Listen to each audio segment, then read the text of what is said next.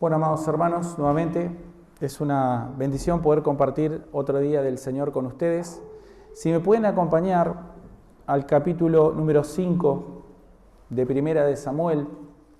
Primera de Samuel, capítulo 5, es el texto que vamos a estar exponiendo en el día de hoy. Es un texto breve a comparación de lo que hemos leído anteriormente. Son solo 12 versículos. Algunos mensajes que he estado estudiando lo exponen el 5 y el 6, pero yo pienso que este capítulo nos deja... Pienso que el capítulo 5 es un capítulo en el que debemos detenernos específicamente. El título del mensaje de hoy es El inevitable fracaso de los ídolos. Los ídolos están destinados a fracasar. Podríamos haber titulado este mensaje El inexorable y glorioso reinado de nuestro Dios. Así como los ídolos están inevitablemente destinados a fracasar, el reino de nuestro amado Dios está inexorable destinado a vencer, inexorablemente. Por lo tanto, hacemos bien en estar de este lado. Vamos a leer 1 Samuel 5, del 1 al 12. Dice: Cuando los filisteos capturaron el arca de Dios, la llevaron desde Ebenezer a Asdod. Y tomaron los filisteos el arca de Dios y la metieron en la casa de Dagón. Y la pusieron junto a Dagón. Y cuando al día siguiente los de Asdod se levantaron de mañana, he aquí Dagón postrado en tierra delante del arca de Jehová. Y tomaron a Dagón y lo volvieron a su lugar.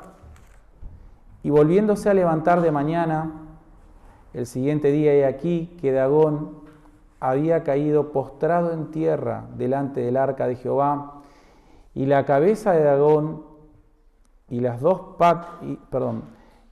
palmas de sus manos estaban cortadas sobre el umbral, habiéndole quedado a Dagón el tronco solamente.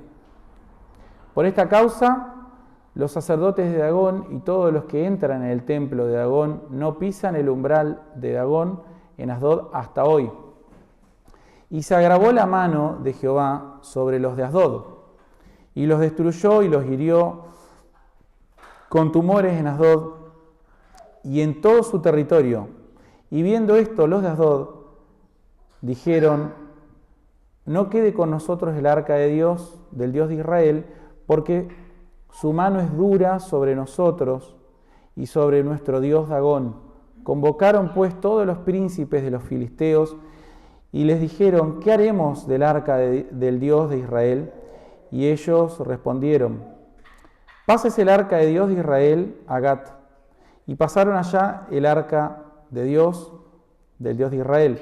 Y aconteció que cuando la habían pasado, la mano de Jehová estuvo contra la ciudad en gran quebrantamiento, y afligió a los hombres de aquella ciudad, desde el chico hasta el grande, y se llenaron de tumores. Entonces enviaron el arca de Dios a Ecrón. Y cuando el arca de Dios vino a Ecrón, los ecronitas dieron voces diciendo: han pasado a nosotros el arca del Dios de Israel para matarnos a nosotros y a nuestro pueblo. Y enviaron y reunieron a todos los príncipes de los filisteos, diciendo: enviad el arca de Dios de Israel y vuélvase a su lugar, y no nos mate a nosotros ni a nuestro pueblo, porque había consternación de muerte en toda la ciudad. Y la mano de Dios se había agravado allí, y los que no morían eran heridos de tumores, y el clamor de la ciudad subía al cielo.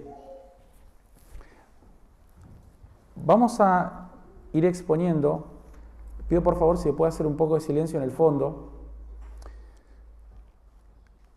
Vamos a exponer entonces desde los versículos 1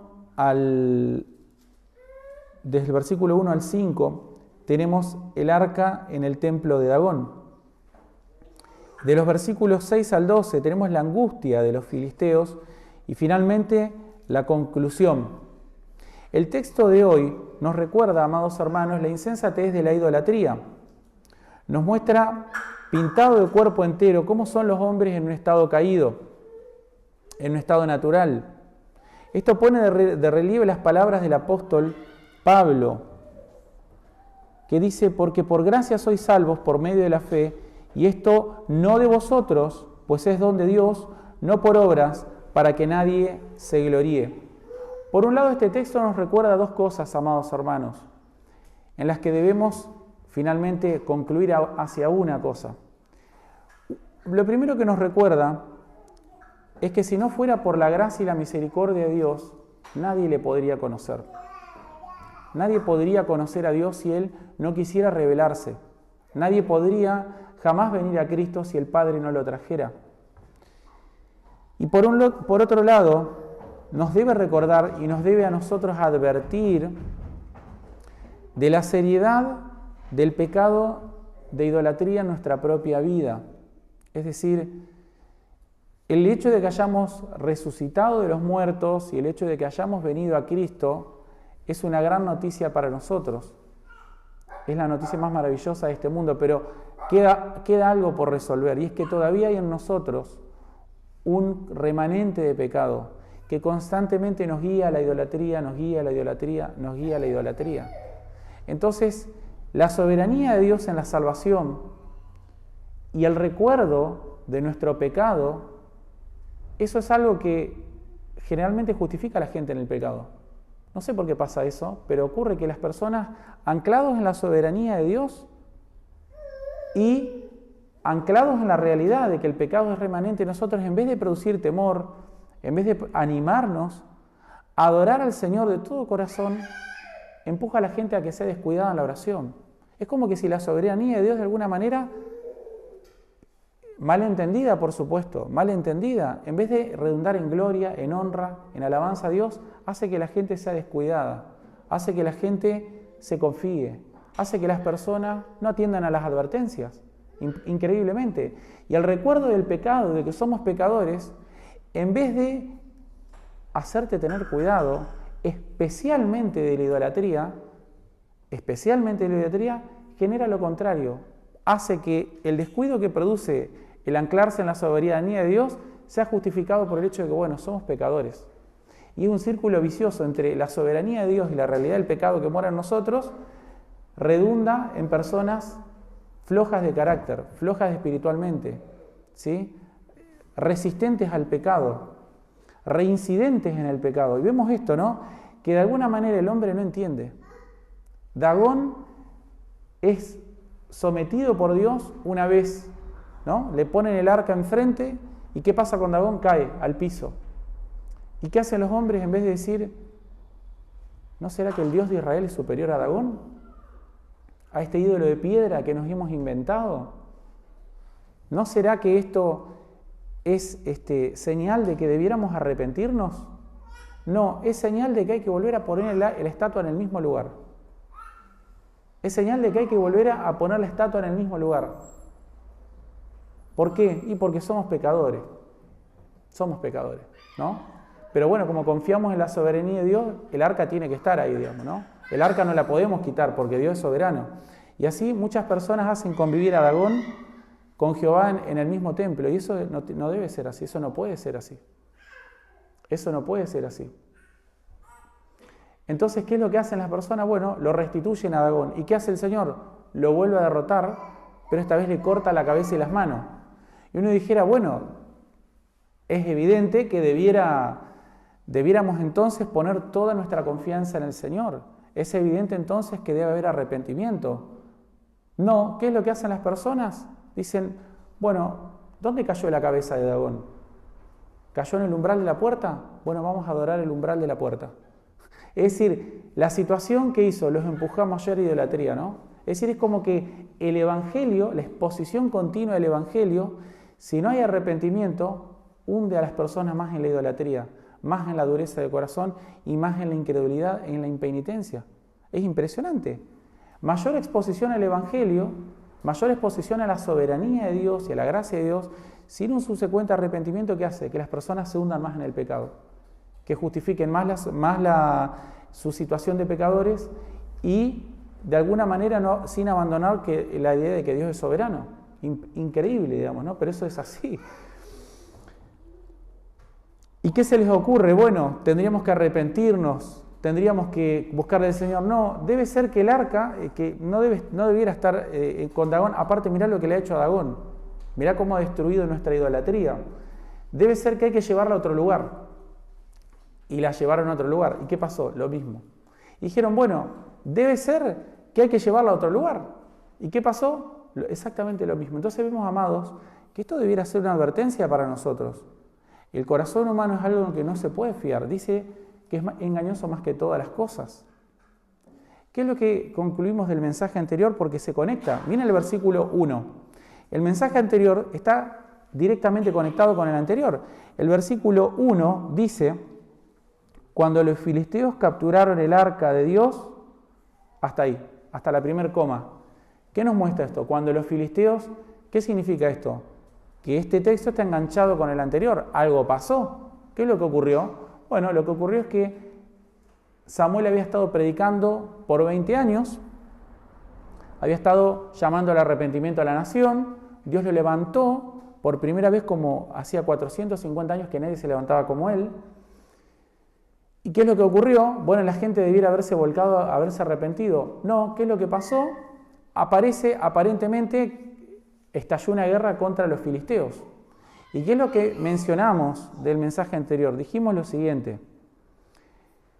La responsabilidad, aumentar tu responsabilidad en la vida, inevitablemente eso va a ocurrir. Es decir, mientras uno crece, mientras uno es niño, está exento de muchas cosas. En la medida en la que uno va creciendo, tus responsabilidades van aumentando. Dios mismo te fuerza a que eso sea así. Te fuerza eso.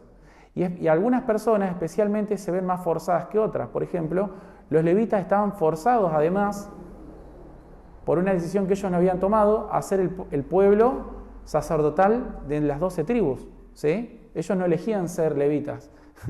Ellos nacían levitas, básicamente, ¿no? Entonces ellos tenían una doble responsabilidad. La responsabilidad de ser jueces y sacerdotes en Israel, ¿no? Entonces, ¿qué es lo que ocurrió? Bueno, uno debiera decir, bueno, el hecho de que él sea un sacerdote del templo de Jehová debiera haber hecho que Elí dijera, acá se tiene que practicar la santidad, pero vemos que eso no ocurrió. Uno debiera haber dicho, bueno, el hecho de que él sea padre debiera responsabilizarlo en una mayor medida y decir, bueno, yo debo entonces ser más responsable, pero vimos que no. Entonces vemos que el hecho de que una persona tenga mucha o poca responsabilidad, en el fondo no significa nada en cuanto a santificación. No significa nada. Es decir, el hecho de ser consciente de tu responsabilidad te puede servir, pero si antes hiciste una cosa, que es arrepentirse. Dijimos que otra cosa, Elí, ¿conocía las Escrituras? Por supuesto que sí, la conocía. Ahora, ¿eso no produjo nada en él? No. En él no. ¿Por qué? Porque él no estaba arrepentido. Él era un hombre débil de carácter. Dijimos, la debilidad de carácter se produce en las personas porque no odian el pecado. Elí no podemos decir que era un hombre impío. No era un degenerado como sus hijos. Pero ¿cuál era el problema de Elí? ¿Él alguna vez se ausentó del templo? No. No lo vemos ausente del templo. ¿Podemos decir que él abandonó todas sus responsabilidades como sacerdote? ¿Que era un irresponsable que dejaba? No, pero él tenía fallas de carácter. ¿Producidas por qué? ¿Por la falta de conocimiento? No. ¿Por la falta de responsabilidad? Tampoco. La tenía la responsabilidad, él estaba ahí, tenía el conocimiento, pero ¿qué es lo que le faltaba a él?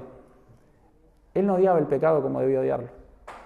No solamente debemos querer conocer al Señor, no solamente que debemos querer saber qué es lo que el Señor tiene para decirnos a nosotros, qué es lo que hace Elí cuando viene Samuel y lo ve a Samuel y sabía que Samuel había estado con Dios. ¿Qué es lo primero que hace? ¿Qué te dijo el Señor? Le preguntó, ¿no? Él quería saber lo que Dios le había dicho.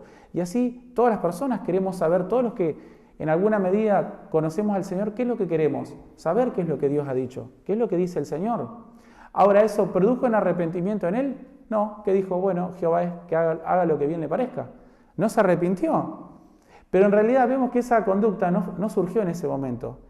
Ahí lo que se vio es algo que ya venía de mucho tiempo. Entonces, recordemos, para poder llegar hasta aquí, ¿no? Mayor responsabilidad en la vida no te va a ayudar eso a ser más diligente, a obtener de ahí la fuerza para salir de la impiedad. Lo que te va a ayudar a salir de la impiedad, a vos, a mí y a todos los hombres, siempre es el arrepentimiento. Si hay arrepentimiento, entonces sí, ser consciente de tu responsabilidad te puede ayudar. Conocer la palabra de Dios, por supuesto, pero si en lo poco no has sido fiel, tampoco lo mucho te va a servir, ni lo vas a poder resistir.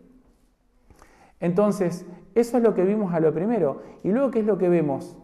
Que estalla una guerra contra los filisteos. ¿Y qué hace Israel? Dios les pone a Samuel 20 años predicando el Evangelio. ¿Alguien se arrepintió? No.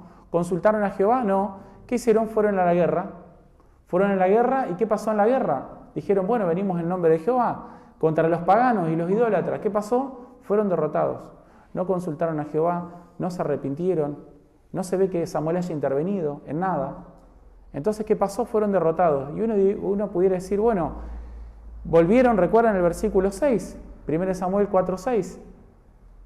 ¿Por qué nos pasó esto? Se preguntan, el 5 y el 6 creo que era el versículo. ¿Por qué nos pasó esto? Dijeron, porque no llevamos el arca de Jehová. Debiéramos haber orado más, ¿no?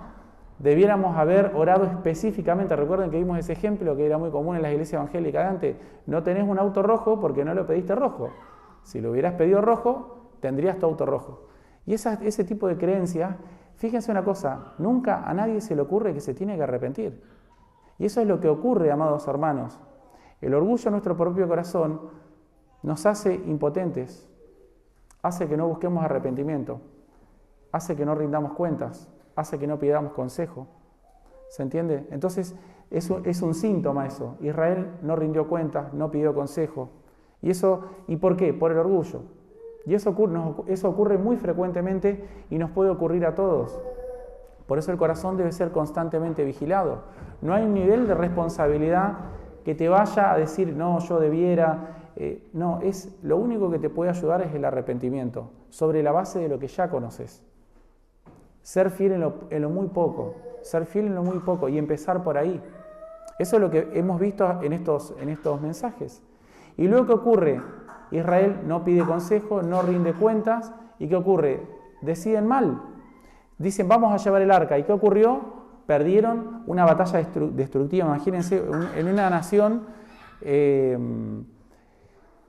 del tamaño de Israel, que te maten 30.000 hombres armados en una sola batalla es muchísimo. Si ustedes no sé si han visto la película, yo no la vi, digamos, no la vi, pero sí he estudiado por mi cuenta la historia de Napoleón, de cómo él sube al poder y cómo va teniendo ciertas batallas contra los italianos y luego se termina enfrentando al Imperio Austrohúngaro. Cuando uno empieza a ver, estamos hablando de las batallas de Napoleón, a cañonazo.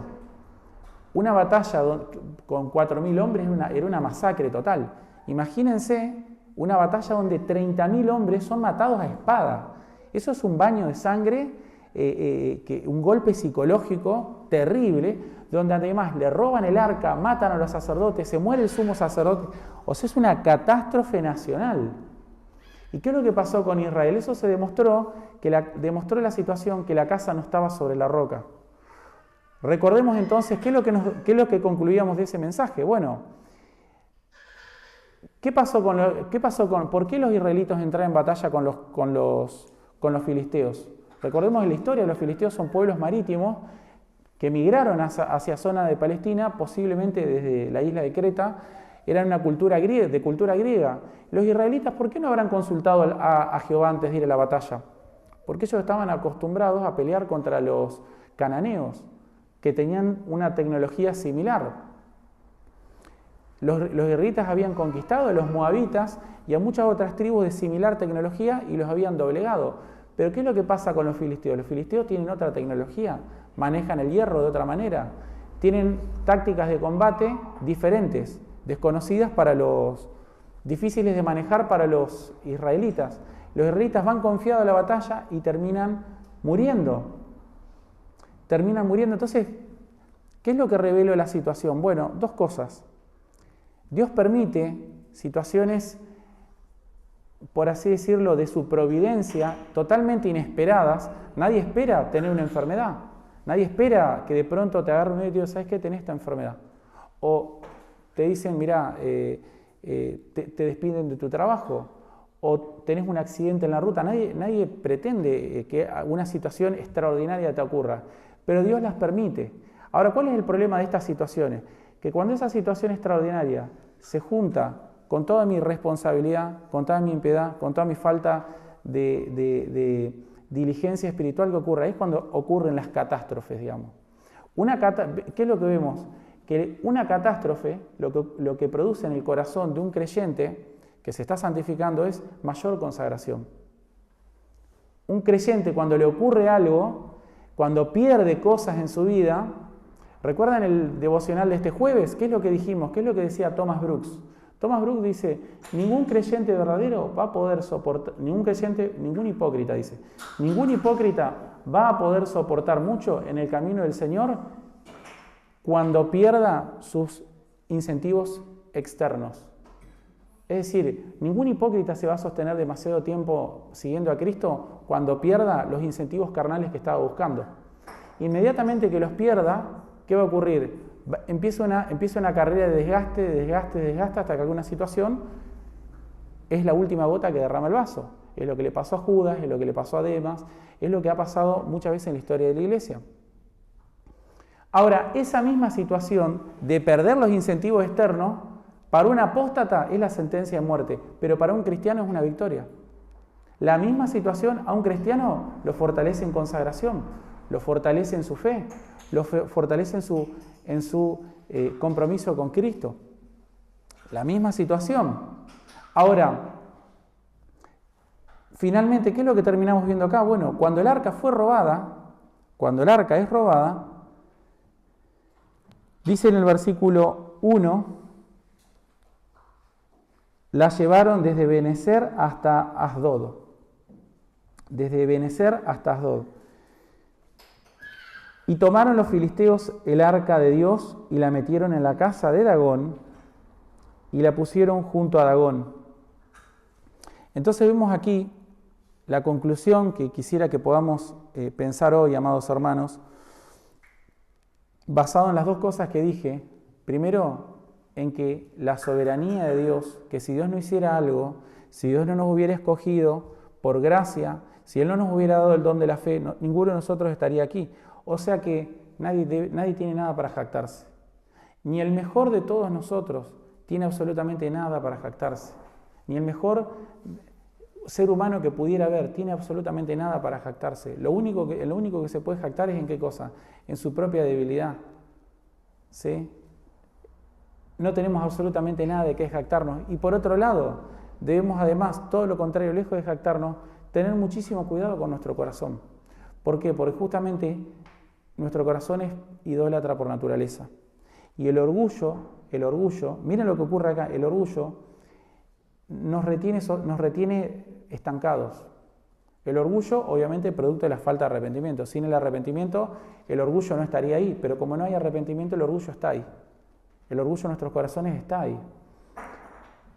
Y es incapaz de reconocer la derrota. Miren lo que termina ocurriendo. Dice, versículo 3, y cuando al siguiente día los de Asdod se levantaron de mañana, he aquí Dagón postrado en tierra delante del arca de Jehová.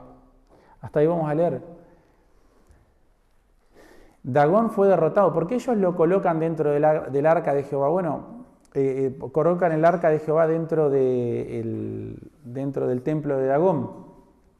Este personaje de Dagón ya fue mencionado anteriormente, no sé si ustedes recuerdan, en el libro de los jueces, en el capítulo 26. En el libro de los jueces, en el capítulo 26, se menciona justamente la batalla de ¿quién? Del juez Sansón contra los filisteos. Sansón se enfrenta contra los filisteos Sansón vemos que es un personaje controvertido, pero finalmente él termina derrotando a los filisteos. Entonces los filisteos son un pueblo que, digamos, que los israelitas conocen en cierta medida. Ahora, la costumbre justamente de los pueblos antiguos era tomar justamente el arca, en este caso, tomar alguna reliquia religiosa, porque eran todos paganos, y colocarlo dentro del templo en presencia del dios Dagón. El dios Dagón era un dios pez, en realidad, tenía una especie de sirenita masculina, vamos a decir, porque tenía cola de pescado, un hombre y torso de hombre. Y básicamente Dagón sería, en la teología cananea, es el padre de Baal. No sé si ustedes lo conocen, de Baal lo han escuchado hablar. Entonces la idea era básicamente humillar a Jehová. Es decir, Israel no le da honra a Dios. ¿Y qué hacen los paganos? Los paganos que antes estaban asustados, cuando ven la derrota de Israel, ¿qué es lo que ocurre? Dicen, lo mismo que pasa con los cristianos hoy, ¿no? Cuando los paganos ven el desastre que es el cristianismo, ¿qué es lo que dicen? Es una muy buena oportunidad para ¿qué? Para burlarse de Dios, para decir que no existe, ¿se entiende? El pueblo de Dios no lo honra y los paganos, ¿qué hacen? En vez de temer, se burlan. Intentaron burlarse de Dios. ¿Y qué hicieron? Lo colocaron dentro del templo para humillarlo delante de Dagón. ¿Y qué hace el Señor? Y esto es algo muy importante, amados hermanos. Debemos recordarlo. Dios no va a dar su gloria a otro y Él siempre se va a glorificar. Dios siempre se va a glorificar. Eso debemos tenerlo muy en cuenta. Él se va a glorificar en tu vida a toda costa. Dios se va a glorificar en nuestra vida a toda costa. Ya sea porque lo honramos, lo glorificamos y lo obedecemos y en nuestras vidas mostramos la marca de Cristo, o ya sea absolutamente humillados y destruidos. ¿Sí? Es decir, pero la gloria a Dios no se la va a quitar nadie. Ni con tu obediencia ni con tu obediencia le vas a quitar ni un gramo de gloria a Dios. ¿Qué es lo que vimos? El juicio de Dios, ¿por dónde empezó? Por la casa de Jehová. ¿Y a quién le cortó? ¿A quién le rompió el cuello? ¿A quién? A Elí. Y ahora el juicio ¿para dónde va? Va hacia la casa de los paganos. Ya la casa de Dios fue juzgada, ahora son juzgados los paganos. ¿Qué es lo que vamos a ver ahora? Versículo 4. ¿Esto qué es lo que hizo?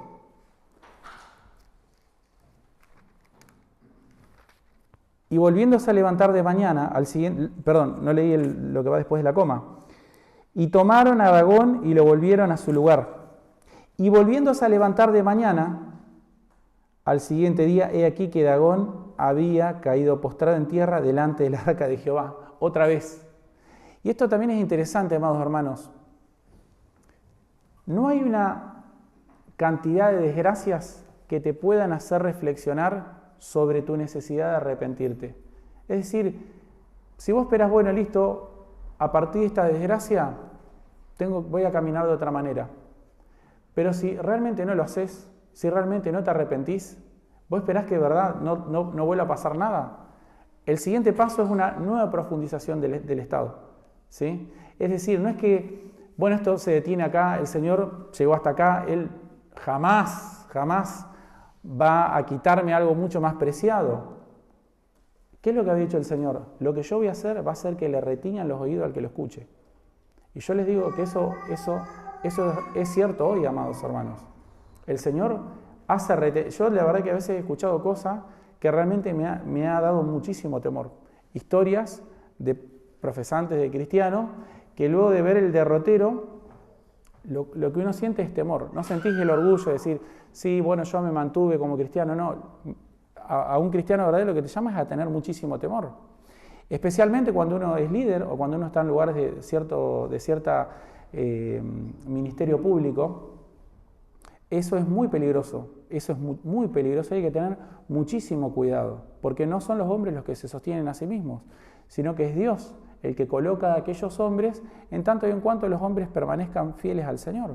Pero si ocurre un desliz y otro desliz y otro desliz y otro desliz y no hay un arrepentimiento, lo único que se puede esperar es que pase algo y ese algo que pasa, un accidente, una desgracia familiar, cualquier cosa, se va a juntar con qué cosa, con todo lo que yo no hice. Con todo lo que yo no hice, se va a juntar, ¿qué cosa? la situación externa con mi responsabilidad. Y las dos, ¿qué ocurre? Hay gente que no reconoce esta parte. Dice, no, todo desgracia, todo desgracia, todo desgracia. No, porque hay una desgracia que vos no la podés evitar, hay una cosa que vos no la podés evitar. Yo les he contado, que todo el mundo sabe, hace poco nosotros como familia pasamos una situación muy complicada a nivel familiar. Esa desgracia que pudiera ocurrir, a cualquier persona le puede ocurrir, si se hubiera juntado con algún tipo de irresponsabilidad de mi parte, por ejemplo, y no me estoy poniendo como un ejemplo de algo bueno, simplemente quiero mencionar la misericordia y la gracia que Dios ha tenido conmigo. En momentos de profunda crisis, lo primero que viene a la mente de un creyente frente a la impotencia, frente a la amargura, la tristeza, el desconcierto, es una oleada de promesas y promesas y promesas y promesas del Señor. Una oleada de promesas y promesas del Señor. Y eso es lo único que sostiene a los hombres. Eso es lo único que sostiene a los hombres, y uno se enfrenta a la realidad de que absolutamente todo es pasajero. Y finalmente lo único que te queda es Cristo. Lo último que te va a quedar es Cristo. Eso es lo único que permanece para siempre en nuestras vidas. Todo lo podemos perder. Todo. Pero Cristo va a permanecer ahí. Entonces, todas estas historias deben hacernos temer. Pero veamos que a los filisteos, aquellos a los cuales Dios no les da un nuevo corazón, la situación lo único que hace es intentar, ¿qué cosa? Justificar y justificar. ¿Cuál era el problema? ¿Por qué? Pensemos un poco. Miren el versículo 4. Volviéndose a levantar de mañana al siguiente día, he aquí que Dagón había caído postrado en tierra delante del arca de Jehová, y la cabeza de Dagón y las dos palmas de sus manos estaban cortadas sobre el umbral, habiendo quedado a Dagón el tronco solamente. Ellos, ¿por qué no pensaron nuevamente, ¿no será que hay que quitar el arca de Jehová de acá? ¿No será que estaremos haciendo mal en intentar humillarlo? ¿Cuál es el problema de sacar? ¿Por qué en vez de sacarlo al arca no toman la decisión de directamente ya mandarlo para Israel? ¿Por qué hay que mandarlo a Ecrón, a Gat y de Gat a Ecrón? Porque si no tienen que reconocer la impotencia de sus ídolos.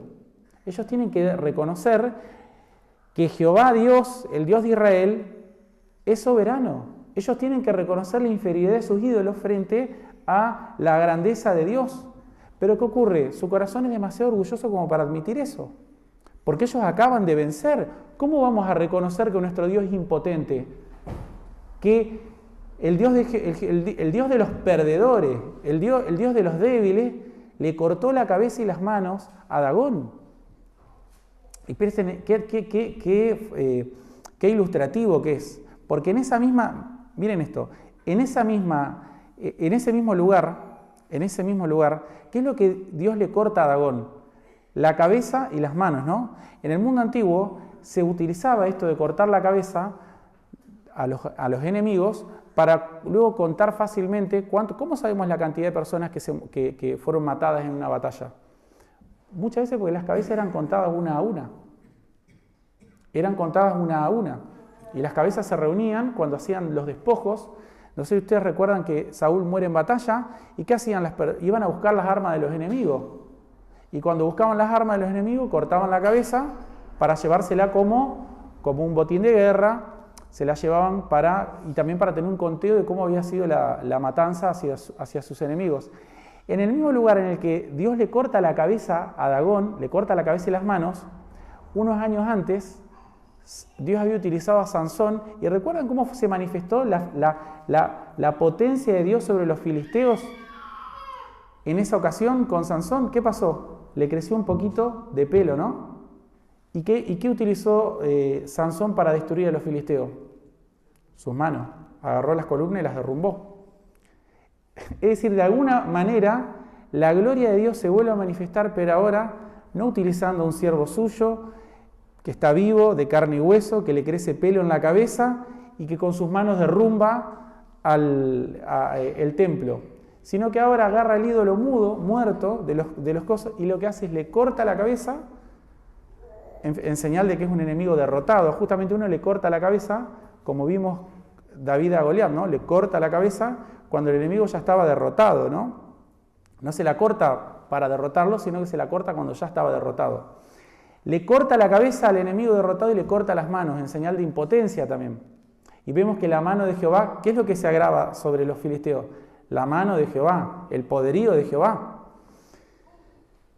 Y luego la historia que nos va a mostrar, bueno, que por ejemplo, luego de que le cortó la cabeza al ídolo de ellos, le corta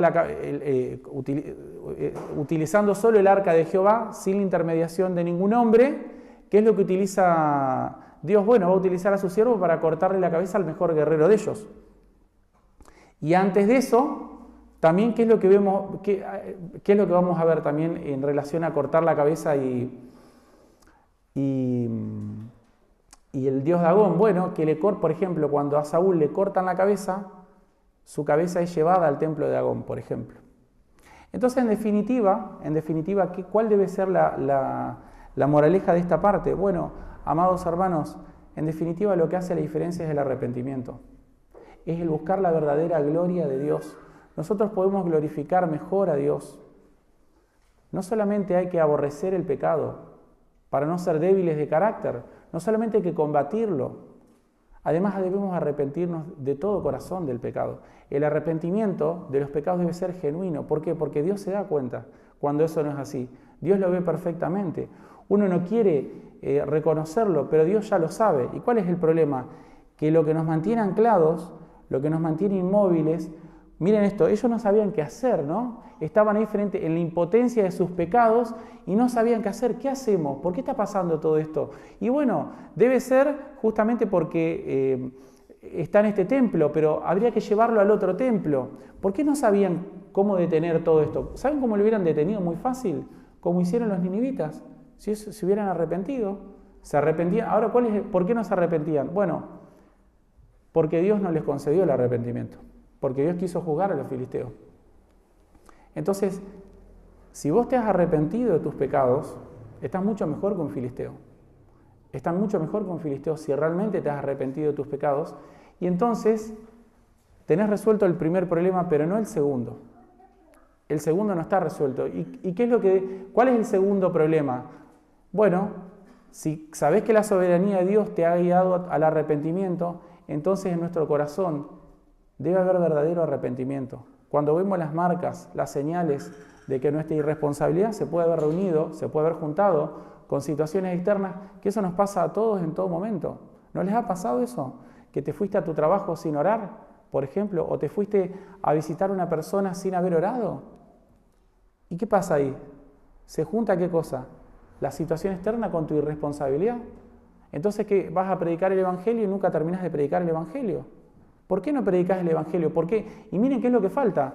Normalmente, a veces es difícil predicar el Evangelio justamente porque falta una cosa, y es el aborrecimiento por el pecado. Cuando uno aborrece realmente el pecado, no te importa ofender a la persona, porque tu aborrecimiento hacia el pecado y tu amor a Cristo es superior a tu amor a esa persona, a vos mismo y a cualquier otra cosa. Entonces uno no teme, vas ahí y le predicás el Evangelio como corresponde. Lo parás en seco y se lo predicás, sin volver a tu casa con ninguna excusa. Siempre uno justamente nos gusta poner excusa, ¿no? Bueno, debe ser que no lo pusimos bien, bueno, vamos a pararlo de vuelta.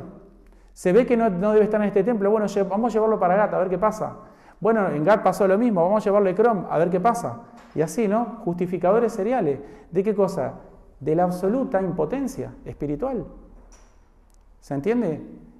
Eso no nos pasa a nosotros en el nivel de la salvación como les pasa a ellos, pero nos pasa ¿en dónde? En el nivel, en la santificación. Justificadores seriales de todas las cosas que sabemos que están mal. Justificadores seriales.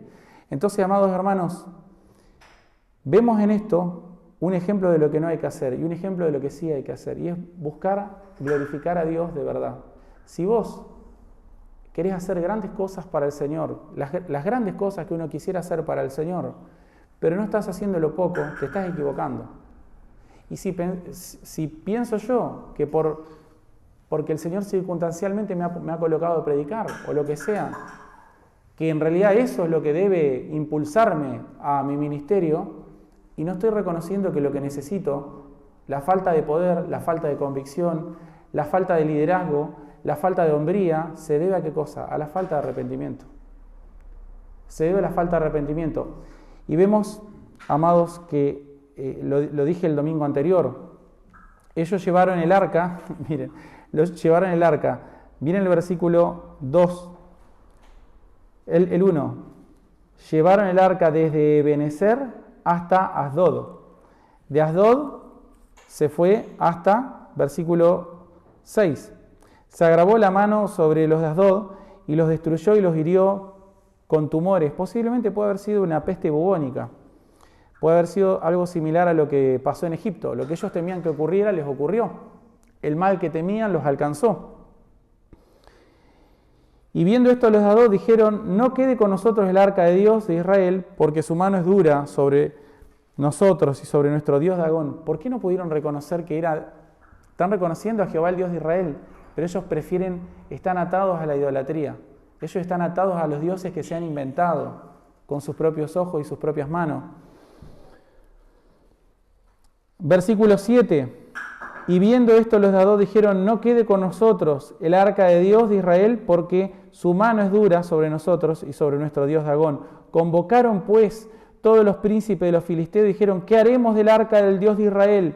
Y ellos respondieron: pase el arca de Dios de Israel a Gat. Amados, aunque busquemos todo el consejo del mundo y tengamos a las personas más sabias con nosotros, más inteligentes, si ni yo ni los otros están arrepentidos, de ahí no puede salir jamás una buena evaluación del problema, cuál es el verdadero problema y cuál es el verdadero consejo. Jamás va a poder salir eso. Por eso es tan importante, ¿qué cosa? La comunión entre los santos. Sin comunión entre los santos no es posible la santificación. No es posible vivir una vida cristiana fructífera. ¿Por qué? Porque una vida cristiana fructífera, ¿a qué te obliga? La comunión entre los santos, ¿a qué te obliga? Te obliga a rendir cuentas, te obliga a pedir oración. Es decir, la comunión entre los santos te humilla constantemente, pero es lo mismo que hace la oración y es lo mismo que hace la palabra de Dios. Sin eso, nuestro orgullo nunca puede ser aplacado. ¿Se entiende lo que digo? La palabra de Dios, si verdaderamente está haciendo efecto en tu vida, primero debe humillarte y luego debe darte esperanzas. Pero tenés que pasar por la humillación. Es necesario pasar por la humillación para luego ser exaltado. Eso es lo que hace la palabra de Dios, te humilla. Si la estás entendiendo bien, te tiene que humillar. Te tiene que mostrar la distancia que hay entre vos y lo que estás leyendo. La oración, si estás orando bien, te tiene que humillar también. Y la comunión entre los santos, ¿qué tiene que hacer? Adivinen. Te tiene que humillar. Si no te humilla la comunión entre los santos, todos nos sentimos un poco humillados en la comunión entre los santos. ¿Por qué? Y porque nos pasa lo mismo que con la palabra de Dios, nos pasa lo mismo que con la oración. No estamos a la altura, hermanos. Nos pasa eso, siempre nos pasa eso. Tenemos que reconocer nuestra propia impotencia. Siempre tenés que reconocer tu propia impotencia. Pero ¿saben por qué eso es así? Porque es la realidad, es la verdad. Es la verdad mientras estemos en este mundo. Ahora, si hay mucha comunión entre los santos en tu vida, vamos a suponer que eso fuera posible, pero no hay oración y no hay lectura de las Escrituras, ¿sabes qué te voy a decir? Tu orgullo te va a mantener estancado y anclado. De todos los pecados que vos pensás que te rodean, te digo una cosa, no vas a salir de ninguno. No vas a tener la fuerza espiritual, ni la convicción, ni el odio por el pecado, ni el amor por la santidad, ni vas a escuchar verdadero consejo. Es así. Si fuera al revés, tuvieras toda la oración del mundo y toda la comunión entre los santos del mundo, como les pasa a muchas iglesias evangélicas, pero desconocen las Escrituras, la Escritura los exalta, les promete, ¿qué va a pasar? ¿Van a realmente caminar como creyentes? No hay forma de que eso sea así. Entonces, los medios de gracia son un sistema diseñado por Dios mismo para humillarnos a nosotros, principalmente, para exaltarlo a Él, principalmente. ¿Y para qué otra cosa? Para promover la santidad en la iglesia. Sin estas tres cosas, la santificación en tu vida no es posible. La victoria de los pecados no es posible. Y si uno piensa, pero yo la verdad que estoy haciendo todo eso y no me estoy santificando tanto como quisiera. Bueno, te digo una cosa. Imagínate cómo estás si lo estás haciendo. Imagínate si no lo haces. Imagínate cómo podés llegar a estar si estás fallando. ¿Sí? Por lo menos lo estás haciendo. Debieras mejorar un poco en cómo lo haces. Pero imagínate si te falta una pata. Es una mesa que está destinada a estar caída, a estar torcida. Nunca se va a ocurrir un consejo sabio y tampoco va a haber una evaluación correcta del problema. Convocaron, versículo 8, a todos los príncipes de los filisteos y le dijeron, ¿qué haremos del arca del Dios de Israel? Es interesante porque ellos saben, tienen el conocimiento, ¿no? Tienen el conocimiento y tienen el arca en su poder, pero no saben qué hacer con eso. Eso es una buena representación. Y aconteció que cuando les habían pasado la mano de Jehová, estuvo contra la ciudad con gran quebrantamiento y aflicción, y obligó a los hombres de aquella ciudad y afligió desde el chico hasta el grande, y se llenaron de tumores. Entonces enviaron el arca de Dios a Ecrón, y cuando el arca de Dios vino a Ecrón, los ecronitas dieron voces diciendo, han pasado nosotros el arca de del Dios de Israel para matarnos a nosotros y a nuestro pueblo. Y enviaron y reunieron a todos los príncipes de los filisteos diciendo, enviad el arca de Dios de Israel, enviad el arca del Dios de Israel y vuélvase a su lugar y no nos mate a nosotros ni a nuestro pueblo. Esto es otra cosa interesante y también es una nota triste. Es una nota triste, porque ahora hacen una evaluación mejor del asunto, sí. Luego de cuántas veces. Ahora, evalúan bien el problema. Ahora, ¿la solución que proponen es la correcta? No. Nunca se les ocurre arrepentirse. Nunca se les ocurre arrepentirse. Nunca reconocen que han pecado contra el Dios, que han tratado de humillar a Jehová, el Dios de Israel, y no se les ocurre arrepentirse. Amados, el arrepentimiento es un don de Dios de punta a punta. Pero luego, ¿qué podemos tomar? Esto es lo que queda clarísimo acá. Pero luego también, una vez que uno es creyente, es una responsabilidad y parte de nuestra responsabilidad es arrepentirnos de verdad, es rendir cuentas, es pedir consejo y es caminar con otros santos. ¿Para qué? Para santificarnos, para humillarnos. En la compañía de los impíos nada bueno puede salir, y eso es lo que podemos ver aquí. Versículo 11, y enviaron, después del punto y coma, porque había consternación de muerte en toda la ciudad, y la mano de Dios se agravó allí, y los que no morían eran heridos de tumores, y el clamor de la ciudad subía al cielo. Y ya terminamos, hermanos. Una ilustración que pensaba, no sé si alguno ha visto la película El Padrino 3, no sé si la han visto. Bueno, para los que no la vieron, no es obviamente una película que muestra en muchos sentidos la maldad del corazón humano, pero ciertamente en esta película hay cosas que uno puede aprender. Por ejemplo, el jefe de la mafia, Michael Corleone, se reúne con el cardenal Lamberto, es una escena icónica, se reúne con el cardenal Lamberto y le informa que los ejecutivos del Banco del Vaticano e incluso un arzobispo estaban involucrados en un caso de fraude. Después de escuchar la noticia, el cardenal Lamberto se dirige a una fuente de agua, saca una piedra y dice, mira esta piedra, ha estado en el agua durante mucho tiempo, pero el agua no ha penetrado en ella. Entonces parte la piedra en dos, le muestra el interior a Michael Corleone y continúa, mira, está perfectamente seca. Una vez que rompe la piedra, le dice, fíjate, está perfectamente seca. Y dice, esto es lo que ha pasado con el cristianismo en Europa. Europa ha estado rodeada del cristianismo, pero el cristianismo no ha penetrado en Europa. Y por eso es que los cardenales estaban involucrados, estaban, como diríamos acá, hasta las manos, en ese caso de fraude.